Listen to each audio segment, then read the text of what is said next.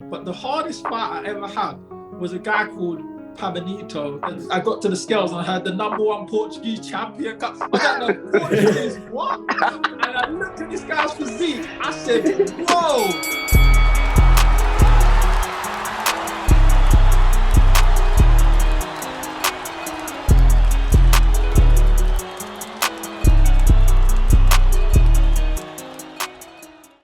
Welcome back to the RIL and WILLS Welcome podcast. back, people. We managed to get a special guest, not from the usual community, but from the community we like to dabble in. Yeah, the community that we are dedicated to, and that is the boxing world. Yeah, I have to give you a big introduction. Don't say nothing yet. Yeah, I have to give it a big introduction. Yeah, so professional, 16 wins, 9 knockouts, 1 defeat, 1 draw, former British champion, now moving on to world honours against arguably one of the best world champions in the world in Dmitry Bivol. It's Craig Spider Richards. Come on. Big up yourself. Yes. Big up your chest. Big up your chest. Big up your chest. How are you, man? How you doing? How you doing? How you been? I'm good, I've just been working hard, grafting hard for the biggest fight of my career coming up.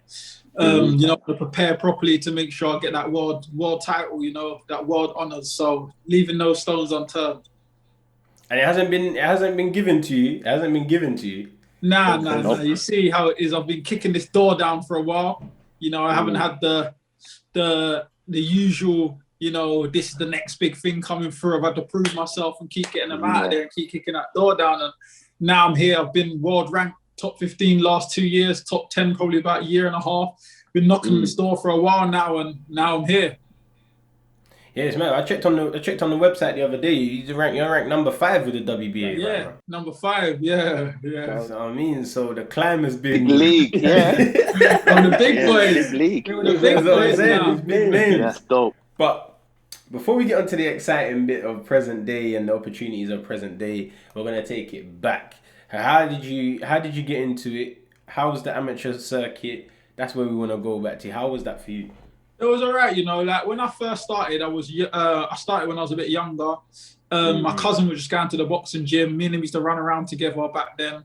So I followed him down there. I was down training for about a year and a half. He left after a month or 2. I carried on going. It was in and out, in boxing, out of boxing, doing other things, going in and out of boxing. Eventually, I started going to the Lynn because my other cousin used to box up Lynn, there. Yeah, okay. Yeah. Okay, yeah. So I started at Lynn, started training with him. I was as good as a keep fit, say, because I'd go there, spar. I never really compete. And so I was just there for a year and a half, getting rounds in, so on. Cut long story short, the head coach had left. I left as well. I was only going there because he used to gas me up all the time, telling me I'll be the next big thing.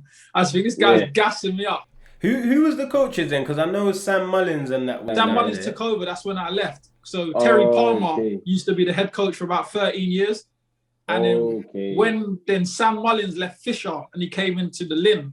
And then they made him the head coach. So Terry then left. So when he left, I left. So then I was running around doing other bits. Then he had his own academy a few years later and I bumped into him on the street. I weren't really doing much at the time. I wanted to start trying to go down the education route, wanted to go and get education, do the uni route, try something like that. I think I was lying to myself. People was like, that's not really you. Well, you say, what was you like 18, 19 then? Was you, how old was you? About 19, 20 now. Okay. Yeah, get to 19, 20 now. And I was like, you know what, like, it's one of them ones, because when I was younger, when you're talented and you're young, people go, oh, don't worry, you got all the time in the world. So you're like, I'll come back to that, I'll come back to it. Before you know it creeps on you, 2021, you ain't got no time anymore. You're like... it's on top of you. And then it was actually 2020, around this time, I remember looking at the Olympics. I remember watching on the TV and watching a few people box. And I said, you know what, these guys are no better than me. But the only difference between them is they dedicated themselves to the cause and I didn't. So I said to myself, if I go back into boxing, I'm going to dedicate myself and see how far I can go. So there's never woulda, shoulda, coulda, or how good could I have been? So cut long story short, went in there, went back with Terry Palmer. We started in South London in Catford, his own academy, Palmer's Academy. Went in there, done a couple of bits, won Box Cup, little national tournaments or whatnot. Nice. I remember like a year and a bit in, after like 8-9 fights, I went elite straight away. Boxed all the good elite guys. Only had 22 amateur fights. 3 years in, got signed. Peter Sim signed me, watched me in my last fight. Said, yeah, I'll sign you. There was a few coaches that was interested in me at the time. My style obviously suited the pro game a lot better because I like to box and have some skills. Yeah, but you know, the amateurs is a bit like just rush. Yeah, quick, speed. It's over 3, you can slug it out. The best gets the decision. That's literally, it's not a tactical game. The boxing, you know. And I remember there was a decision one time went against me, and they said it's because I was shoulder rolling and stuff, and they don't like that in the amateurs. So when you're shouldering, we're scoring. That's very traditional. I was very like, traditional. what? Yeah, very traditional. So if you ain't got the height, you know what I'm saying? So it wasn't really suiting me. So eventually, a lot of pro coach was interested in me. I was actually training at the time with Tunde and Anthony Yard at the time. We was going to make a transition at that time together, me and Yard. I think we was going to go together. Then eventually I ended up moving over to the Sims' gym. Peter Sims then obviously signed me. We went away for training camp. Cut long story short, one of the boys on the card ended up leaving the stable, but he was meant to box on a matchroom card in 3 weeks. I came into the gym. He said, Eddie said you can make your debut on the show. There's a space. I said, what? 3 weeks? I said, nah. I said, I'm not. I said, nah. When I have my debut, I want to be ready. He said, are you all right? He said, Eddie Hearn said you can make your debut. He said, goes sometimes, you know. He said to me, knock. I said, who's there? He said, opportunity. He goes, nah, it can't be opportunity. Opportunity don't knock twice. I started laughing. That's a good one. He said to me, listen, I'll get you ready. 2 weeks, we'll do 2 weeks training, 1 week, wind down, 3 weeks. I'll get you ready. Let's go. So I said, all right, cool. I took it. I was a bit nervous. I was thinking I only trained 3 weeks for it. Bang, made my debut, stopped the guy in 46 seconds or something. Arrived on the pro scene. Lovely. We went from there. No, man, that's good to hear. I didn't know. I wasn't aware that you was turning over the same time as Yard with Yard and Tunde, and I always thought you were separate stables. Yeah, no, I knew that me and Yard, we used to train. We was each other's main sparring partners. We used to train together every day. We used to do like 4 days a week sparring with each other. How's things between you and him now? Are you blessed and that? Like just normal? We're cool. Just normal, just cool. You know, like I wish him all the best. He probably wish me all the best. You know, they come down support me sometimes. I support them. You know, it's everything's that's cool, good, man. I like in boxing where peace can remain to some extent, even though you're the same weight and it's competition. It doesn't have to be a beef thing. Nah, but the difference is like when we used to train together. He was cruiserweight. I was light heavyweight. So even when we met in the box cup, he won it at cruiser and I won it at light heavyweight. It was always like I didn't know he was in a cruiser. Yeah, he was always a cruiserweight. He only turned light heavyweight as he turned pro. Before he was always a cruiserweight. Then he came to light heavyweight as a professional. Then I went down to super middleweight as a professional. When I was light heavyweight, I dropped, he dropped. So we weren't in the same weight again. It was only after the Buglioni fight on 5 days' notice at the weight above at light heavyweight, I decided to stay there after. Do you prefer it because of the weight cut? Oh, a million % better. Do you know what it is? I was always natural light heavyweight, but what it was is that I thought, it's only a couple pounds, I got 1 day rehydration. I'll be basing light heavyweight tomorrow again anyway, but it doesn't work like that. And I obviously learned that after a while. So now I'm back at my natural weight. That's why I get people out there easier now. So a lot of my fights, what people don't realize is my knockout percentage is lower than it should be because at super middleweight, I wasn't knocking anyone out. Every championship weight at super middleweight, I was going on points. But every time they gave me a fight at catch weight, I was knocking them out within 3 rounds. So then I looked back at my record after I was 9-0 or 10-0, and I said, hold on, every time I catch weight, I'm knocking them out. You're getting the finishes. So I was like, this clearly is a sign. And then obviously I got that late notice Buglioni fight, took that, and after that I said, that's it, that's me, I'm going to the right way. What do you walk around at? Like I know we know light heavy is 79, isn't it? 79, yeah. So what do you walk around at? I'm never a stone overweight, never more than a stone. That's professional. That's what you that's proper. Usually about 10 pounds over. Yeah. Because it's too hard, man. When you weight goes too high, it's too fast, isn't it? You're fighting the weight. You're fighting. You're just doing camp to make weight. You're not doing camp to get fitter or stronger. You're there just looking at the scales, weighing your food. It's pressure. It's a trap. It can be a trap. It's long, but that's a good way. That's. I'm happy to actually hear your story from you. You know what I mean, and have it on the show as well. Because as I'm talking to you, it's like, okay, all right, didn't know that. But so you started off your pro career, as we know, flying colours. win all the way through. Fought Frank Buglioni. Frank Buglioni, a good domestic fighter. There was a lot of hype. I feel like there was a lot of buzz around him. They were pushing him as, you know, the next UK star, you know, at light heavyweight. And I didn't even know until you just explained that you took that fight at 5 days' notice. Yeah. What actually happened is, it was a couple of weeks before I was meant to have a takeover fight, 6-rounder. Yeah. The fight got pulled. He came in too light, so I was a bit disappointed. You know, because at the time, my whole family and all my friends, they all went away for my sister's 30th, and I was the only person who missed it for the fight. Then the fight got called off. And then that fell through, yeah. And Eddie was like, all right, don't worry, I'll get you back out soon. I said, all right, no worries. In the week, he contacted, I said, look, are you still fit enough for a 4-rounder in Belfast? I said, yeah, I can do 4 rounds. He said, all right, well, this Saturday, I'm going to get you out in Belfast on the, what's the guy's name? He used to box with Adam Booth. Ryan Burnett world title fight. Ryan Burnett. Okay. Yeah. He was having a world title fight in Belfast. So me and Pleat, just us two, we flew out there, done my 4-rounder, knocked the guy out in the 3rd round. Then afterwards, Callum Johnson ended up in hospital, and he was fighting on the box office card the next week against Buglioni for the British title. Eddie had just switched the opponent for Anthony Joshua to tack him. And it's a box office show, so it was two, like, they couldn't switch the opponent and then take off the title fight as well, off for a box office show. Techie, it's all techie, man. This is all like, yeah. So we're in a bar about 1 o'clock, 2 o'clock in the morning these times, celebrating the win, just chilling off. So I don't drink anyway, so I'm just sitting there with my apple juice with Eddie and all of that. And then it was like, I don't know what I'm going to do. I've got to get someone to try fill in or do something. And the man was like, yeah, we don't mind. I was like, huh? And he was like, do you want to fight next week? I was like, next week? He goes, yeah, light heavyweight, 12-rounder, British title fight, big opportunity. He goes, look, I won't hold it against you if you don't. Obviously, it's a big ask, innit? So I said to him, what, light heavyweight? He said, yeah. I said, let me have a sleep on that, innit? I said, and if I'm going to think about it, it's 2 o'clock in the morning, let me go get some sleep in case I do take it in a couple of days. Yeah.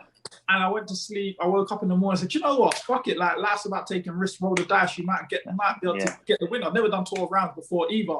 But I thought, you know what? I know I'm ability-wise, I can beat these guys, but I know you ain't trained for it. So it was that catch-22. I believe in myself, but you know you ain't prepared right. I thought, you know what? The opportunity's there. I might not get the opportunity for British title again anytime soon. Let's roll the dice. I just went in the morning, knocked the door, said, yeah, put me on. I said, yeah? I said, yeah, put me on. He said, all right. So we flew back that night, Sunday night. We flew back from Ireland. I done 2 4-round spars. Had to do my public workout Wednesday, presser Thursday, weigh-in Friday, and fight Saturday. So I trained 2 days for my first 12-round at the weight above. How did you? As we know, you lost on decision. How did you feel in the ring? Did you feel like, you know what, if I had more time, I would have smoked you, or was he better than you thought he was? Because you know some people on the outside, they don't look that good. You step in, you're like, rah, okay, you're better. No, because I know how good he was because I helped him prepare for his first 2 British title fights. I was his main sparring partner. So I already know, we knew each other pretty well. So he knew I was very skillful. He knew I had the ability, but his point was like, you're not going to be fit enough or big enough to hold 12 against me. 12, yeah. And I was like, I will be able to hold the 12 with my skills. So it was one of the ones that was like, will his skills help him or will I be able to get to him after 12? So we both knew that was the balance of the fight. So when I got in there, and you see the first 3, I was winning the rounds. I even buzzed him in the 3rd round. And they said to me afterwards, like, why didn't you jump on me? But I was like, I didn't know what I had in the tank because I've never done 12 rounds. Yeah, it's the scary thing of the 12s, When I jumped on me in the 3rd, I blew my tank. I got 9 left. In the tank! I said, I don't know where I'm at with my fitness. It's all a guessing game for me right now. So obviously the rounds go on. I'm letting the rounds just slip. He's getting onto me more as the rounds are going on. He's racking up the rounds. And I got off my store, I remember the 11th round, and I was like, hold on, you're not even, you're telling yourself that you're not actually tired. I got off and I got back in on the 11th and 12th round, obviously too late by then. But it was like, one thing what reassured me moving forward was that I'd done 12 rounds against the top British champion at the time with no training camp. Physically, I can do 12 rounds without a camp. So for me, I always thought to myself, imagine now you prepare. That's big mentally. Yeah. Mentally, I got through 12 with no training. So imagine, training, but not for a training camp for 12 rounds. Yeah. And I thought, well, now you know you got in it. And then the other thing, the factor I realized is that I was just too small at the time. Like, I remember like the day of weighing, I had 2 breakfasts and I still only weighed 12.5. Wow. So I was like, you're not even. You're living. That's what I call living. I had 2 full breakfasts. Like, eat as much as you like. Jumped on the scale and I was still 12.5. You know, your body's not there yet. That's when you know, yeah. When I got in the ring, I was lighter than I weighed in. And I knew that was another factor, and that's why he was able to put the pressure on me. I wasn't there enough to hold him there either. So that was 2 factors. I realized that I need to go up in my weight. I need to hold myself a bit more, be a bit more stronger physically at the weight. So that's why I took a couple months built into the weight. I came back out, fought a guy with winning record, knocked him out within 3. Then again, knocked the guy out within 3, knocked the next one out within 3. On the second one, Jake Ball called me out. Like, yeah, this is what I wanted to talk to you about, because Jake Ball was on Team GB the same time that I was on the development team. So I was on the Team GB development and he was on the podium team. At 81 kg in the amateurs, light heavies 81. Yeah. Just for the audience at home, I know you know that. He was someone I used to do rounds with. I used to spar with him. So I was about 17 at the time. How did you find him? You know what? At the time, I found him a lot stronger than me, obviously, because I was a boy and he was a man. So he's a very strong boy. He was knocking everyone out. When he turned pro, he was knocking everything out in 1 or 2 rounds on match. And that's what they were saying up GB as well. They were like, move around with him, but you know, he's strong, he can bang a little bit. And I only sparred him a couple of times. I think the first time I didn't do too well, I remember, because I was overthinking. And you know, people can blow up things in your head, and when you're young, it gets to you. Do you know what I mean? Yeah. And then I sparred him second time, got more confidence, and then just things went our separate ways and whatnot. Now that is the first time I saw you box live, was against Jake Ball, O2 Arena. First time. And I haven't heard it yet. So I'm thinking, okay, Jake Ball's gonna go in there now and he's gonna get the win. This is what I'm thinking. Yeah, everyone was. Honestly. And then from round 1, I was like, oh my, he's getting moved to. And then like within 3 rounds, you managed to get him out of there. Yeah. And then from that point, that's when I put respect on your skills. I put thanks, bro. I like that. Yeah, no, that is when I first said, okay, now Craig can fight. Then obviously I ended up going to your next fight as well when you fought Andre Sterling. Yeah, see another one, he called me out straight after as well. This is what I mean. People like doing that to you. They like calling you out, and then even to present day Bivol obviously thinks, yeah, this is my little defense. Yeah, this is what I'm saying. They all think I'm easy food until they're in there. Bro, Shaq as well was laughing at me. Shaq and Peters as well. When you get that belt, bro, your name's gonna be ringing bells. But this is what I'm saying. Do you know what's funny? People they remember me from being the underdog from the Jake fight, but people don't understand. 6 fights before that, when I was 6 or 7-0, I was fighting a guy 12-0, 6 KOs for the Southern Area title when I'd only done 1 6-rounder, and I was a massive underdog in the bookies again.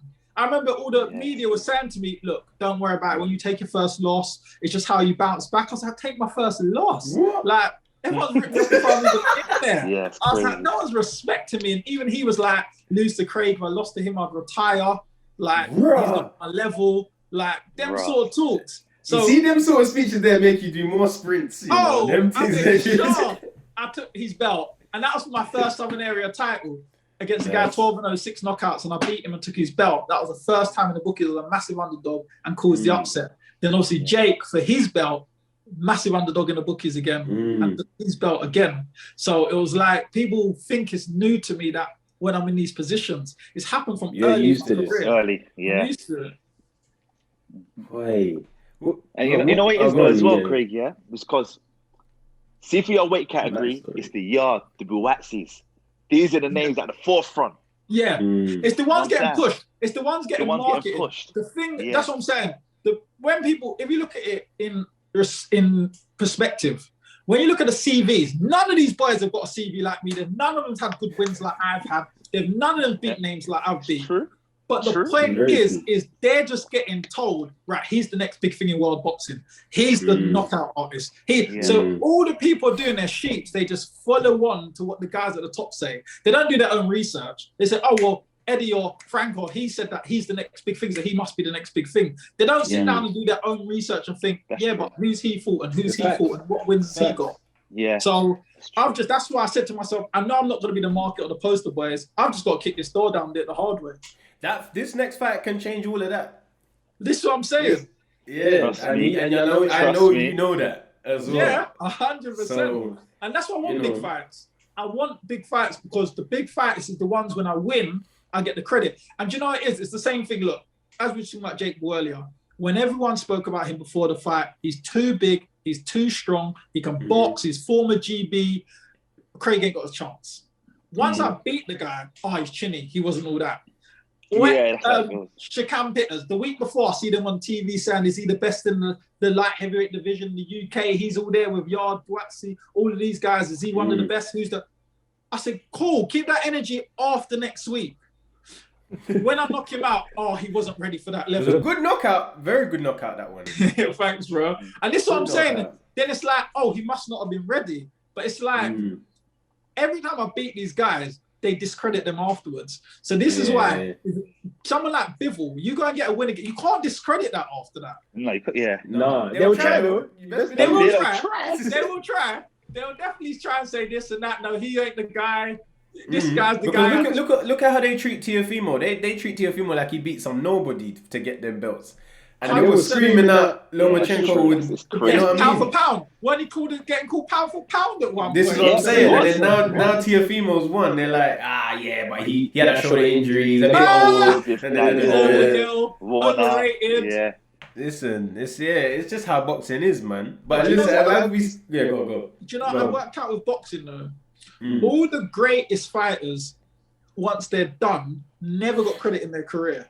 Like it's only after. You look how long it took Floyd Mayweather to get credit. 13 years world champion before anyone even put respect on his name. True. Yeah. You look at Crawford, he still ain't even getting the respect he's due.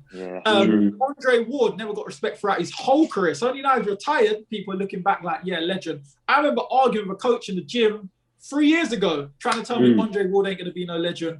Andre Ward's boring, he ain't done nothing. And I said, are you dumb? I was getting angry. I was like, are you dumb? His opinion is invalid from all days going forward. That's what I said to him. I rang him literally 4 months ago. I said to him, do you remember that conversation with Andre Ward? He started laughing. I said, this is why your opinion is invalid. You don't know shit about box. Crazy. I look at these guys and they never got credit for their whole career. And they never cried. They never complained. They just kept on and kept beating good guys. And I feel like if I keep coming through and I do that throughout my career, I still got a while in my career to prove anything to them, any of them sort of heights. But if I keep knocking on the door from early and keep pushing on, eventually when I finish my career and you look back, you'll see this guy done his thing. So listen, this is what I like to hear. I like to hear the traditional stories. You know what I'm saying, Lee? Because we have a reach to be able to get people with big followings, and the story's always it's not a traditional route. And we like to hear upfront, the raw, uncut. Like, we want to hear it up front raw. That's what we're here for. But you as we said, your resume is it speaks for itself. You've beaten a lot of guys that people didn't expect you to beat. Who has actually been the most difficult opponent that you've faced? Because sometimes the guy that we take the L to isn't actually the most difficult fight. So that fight I wasn't prepared for, and obviously he was seasoned at the time. But you know what? It's going to sound weird, but the hardest fight I ever had was a guy called Pabanito, the Portuguese champion. Okay. In my 9th fight. This guy gave me a horrid time in my last round. What was it? Was it his style, power? To be fair, semi-preparation. I had a sinus infection, so we knew that I was going to fade down a little bit at the time. But when I got told and they knew I was ill, they said, don't worry, the guy, it'll be a takeover fight. Yeah, and then I got to the scales and I heard the #1 Portuguese champion. I got the Portuguese what? And I looked at this guy's physique. I said, whoa, this guy, who's the prospect here? Me or him? Because he's in better shape than I am. I remember it was just a 6th rounder, and I remember the first 4 was easy. I boxed his head off. He couldn't lay a glove on me really. And in the 5th round, he started coming on a little bit strong, but it was still like nothing special. In the 6th round, he just put his guard up, started winging right hands over the top. I'm trying to box. He's not respecting none of my jabs or nothing. He's literally charging up, going. I was like, what? Who is this guy? So I'm boxing. In the end, I thought, forget the boxing. Me and him just started scrapping. Straight. And that's you know, as fighters, obviously, Leon is Muay Thai kickboxing specialist, but primarily everything's done with the hands. That's why I have him around me and in my team, because he understands the concept of the hands. Yeah, and it's so easy for us, man, especially as men, to just scrap because your pride. That's what I'm saying. I thought, you know what? This boxing ain't working. Let's just get it cracking. And we just out in the last minute, just started scrapping it out.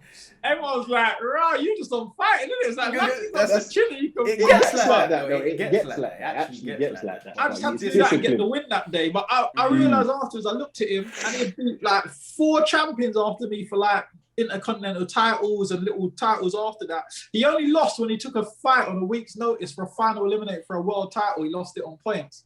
And that's when I realised this guy wasn't actually a joke.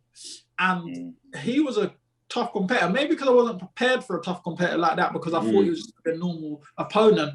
But yeah, I'd say he was probably my toughest test. See, that's what I mean. The one where you got the W was actually the toughest opponent. And that's sometimes how it goes. But bringing it now, present day,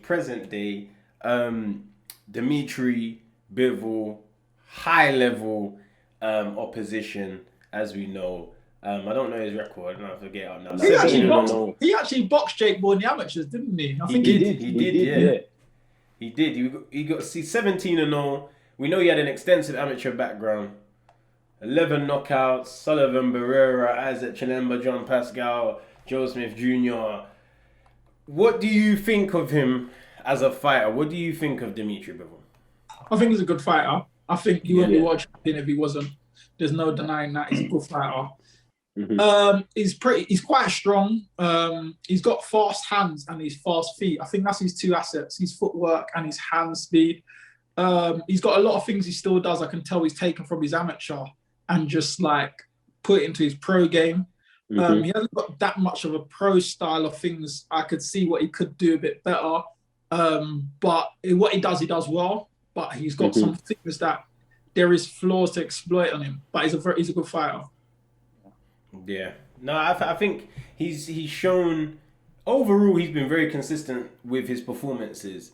I feel like he's had a few, like against Sullivan Barrera, is a bit, he had a few shaky performances. But listen, that is where we need to capitalize. That's where you need to capitalize, and it's when, because he's obviously going to be thinking about unification. He's going to be thinking about Beterbiev and other people in the division. And you just have to show man you're not a stepping stone. That's what he's going to understand. Yep. He's going to realise, like, I remember, as I was saying, going back to him again, Jake Paul was talking to Matchroom and stuff about his next fight when he was in the lead up for me. Wow. You saw Sterling telling Boatsi about don't vacate the British because me and you were getting it on when me and him was fighting for a final eliminate. He was arguing Boatsi at my way in, not me. He was arguing Boatsi. Yeah, I remember that. Yeah, like, don't vacate, like me and you are coming next. Like, do you want that fight? Do you want that Boatsi fight at some point? Do you know what it is? It's not. I don't want any specific fighters in terms of like I look at him or look at him or look at him. What I want to be the best, and whoever I got to walk through, I'll walk through to get to that. For him, he hasn't got anything where I look at him and think, oh yeah, I need that. I need that. Yeah. Like So he's on his path. I'm on my path. To be honest, like if we cross, we cross. If we don't, we don't.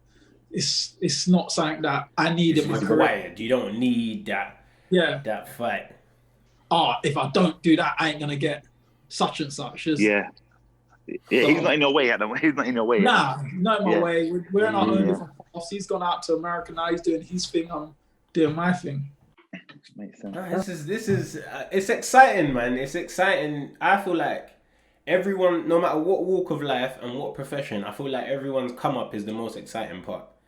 You know what I mean? I feel like everyone, before the person breaks through, is the most exciting part.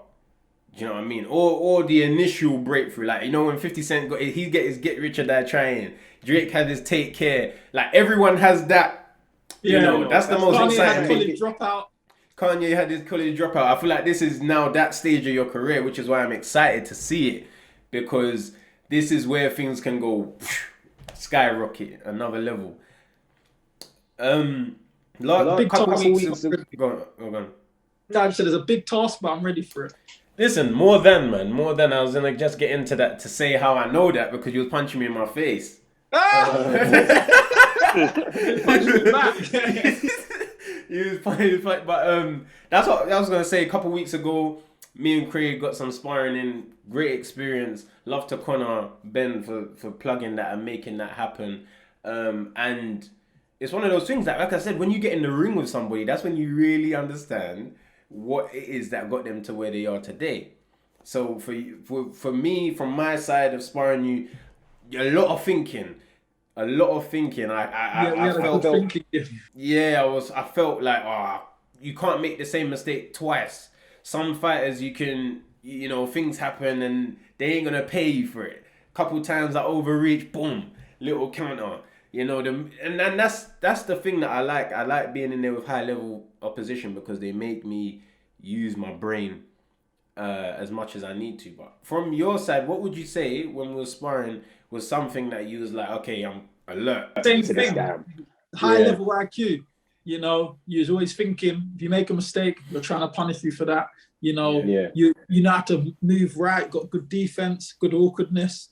You know, like you got like that little slippery style. It's kind of like Americanish style. Like, I like it. It's like, I love that. You know what it is? I grew up watching American boxing. I didn't really watch UK boxing growing up. Mm-hmm. So when I see little things that I'm used to watching, I'm like, I like doing that.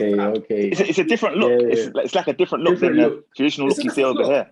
Yeah, because over here, it's high guard, thingy, straightforward, not much mobility, not much movement. You know, everything's straight, everything's on the line more time, It's like when you watched, no disrespect because he done well the other day, but when you watched Leon Williams against Andrade, you saw it like an English style against American style. Do you know what I'm saying? Like, Leon Williams pressured well, but it was like, he could have, you know, and Andre just had more of the movement and throwing shots from weird angles and stuff. So it's just a prime example of exactly what I mean about the two different styles. Yeah, and that's, thank you, I appreciate that as well, and that's something that I think I've felt, and I think when my dad being the one who taught me how to box, he grew up watching, again, American boxing, so to see that in me makes sense, because that's the school that he comes from, you know, that's what the eras before, boxing was always kind of in America for a year, like the top level boxing was in America. I feel like it's only really the last, I'd say maybe 10 years at a push, that we've kind of took it over and brought it here. Definitely. That's true. You know, and credit to Eddie as well, he's done a tremendous job to put a lot of UK fighters on the map. Man.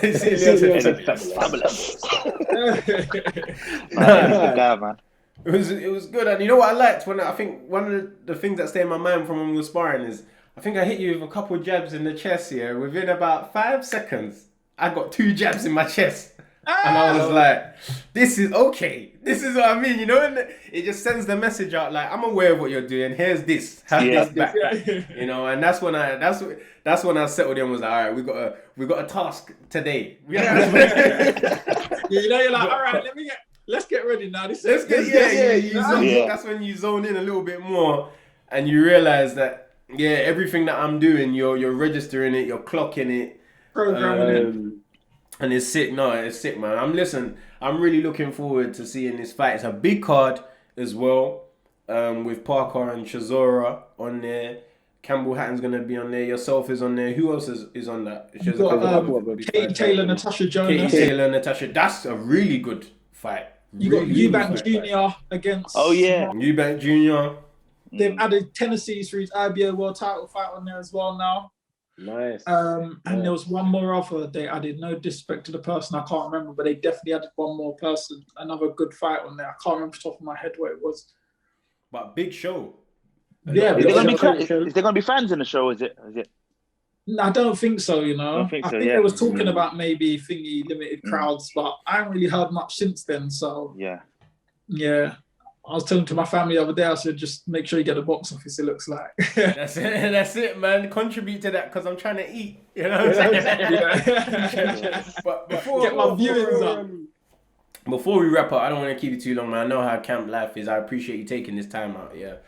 I ask all of our guests the same question. It's not boxing related, but it's 3 things that make you the man you are. 3 things that you live by, 3 things that you step by every day that you think makes you the man you are. Go ahead, tell us what they are. Jeez, that is a good 3 questions. Yeah, literally 3 things that you're like, you know what, this is me. This is what makes me Craig Richards. I'm very strong-minded. Okay. Strong-minded. Strong on faith. My faith. I believe that my journey is there. Let God guide me. So he's in control of my journey. That's why I don't worry about anything. When he says move that way, I'll move that way. And Leon, look at Leon smiling. I love that one there. Yeah, trust me. I believe that too, man. Yeah. And the last thing, well, I could put my strong mind with willpower. Willpower, that's kind of saying the strong-minded, isn't it? Yeah, that's kind of... Yeah. I will write that as one then. Willpower and strong mind, faith, and the last one is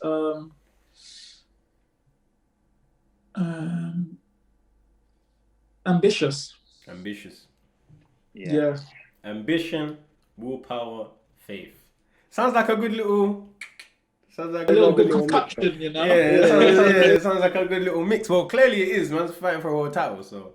No, I can't believe it. Actually, no, funny enough, I've been saying that hasn't sunk in yet, but today I was shadow boxing and I actually said, hold on, I'm actually fighting for a world title. It's sunk in today. Yeah. You know what it is as well? It's like a lot of people are sort of, not, I shouldn't say ducking, but no one really mentions Bivol or wanted to take that opportunity. Nah, there's a lot of fighters out there that... And that's why people saying to me the other day, oh, credit for accepting the challenge. I'm like, don't give me credit for accepting the challenge. I asked for the challenge. Yes. When Eddie said, what do you want? I said, Bivol. Yes. And he texts back saying, call blind me. We said, we want Bivol. You know, that's the guy who's meant to be the man. I remember watching Andre Ward saying, if he came out of retirement, that's the guy I'd come back for. So that must be the guy at the top of the tree. Give me that guy. Love it. We love it. We love the energy. We love the energy. This is what we're here for. Craig, throw out your socials, man. Let people know where to find you. Instagram _ Craig Richards. Twitter, Craig L. Richards. And yeah, that's it really. And I think I started one of them LinkedIn, but I still can't remember my login now. Now, don't worry about your LinkedIn. Don't worry about that. Listen, you're going to be more than LinkedIn after this next fight, my guy. Don't worry about your LinkedIn. And I've got a Snapchat now, Gen Box, but we don't have to worry about that. Listen, people, thank you for tuning. Oh, yeah, May 1st. May 1st is when Craig is challenging for his world title against Dmitry Bivol. As we have said and mentioned, he is the best in the division. You can easily argue the best in the division. And a lot of people are not expecting Craig to get the victory. I am hoping, I'm here, I'm supporting, and we want him to get that. And you know what? We might even try to do a cheeky live stream whilst he's fighting, because I think that would be nice, you know, to do a watch along to that show, you know. So me and Leon, we're gonna be like, oh my gosh, Craig dropped him. Listen, this is what I want. This is what I want. I'm not one of them, man. I don't like jumping on the hype train late. Once I invest in someone and believe in someone's brand, I'm there. It don't matter if the rest of the world are doing it or not. Doesn't matter, and that's how we move. So we'll try and get that arranged. I'm sure me and Leon can put that together. Make sure you're following the Real and Wills podcast on all socials. This will be available on Spotify, Apple Pods as well. Make sure you go to the main channel. There's some interviews on there that you can catch up with that me and Leon have been doing recently. Last 2 interviews have accumulated over 1 million views. Jeez. So, the Real and Wills podcast. Come on. You're making man. We're trying to share the fruits, man. We're trying to share the fruits. I'm in the wrong game. I'm getting busting myself out. I ain't even got 1 million views on that. Listen. If you was in the wrong game, if you was in the wrong game, I wouldn't let you bang me in my chest. Yeah. Everyone stick to their lane, innit? Everyone, that's what I'm saying. But if we can share what we got, man, with the people who are proper, we're gonna always do that. So, thank you for tuning in. Thank you for hopping on, bro. I appreciate it. Appreciate having me on, man. I appreciate that, man. And hopefully we can get you on and you can show off your belt next time in the camera. Come on. I'll be there strapped up with the real one. Not the little WBA Continental. I'll have the real one. No, man, you got this, man. You got bro, this. love for hopping on. I'll talk to you definitely before the fight to wish you luck. Enjoy the rest of your weekend, man. I will do, bro. Appreciate that. Love, man. Appreciate you, bro. To both of you. Love, G. Love, love, love.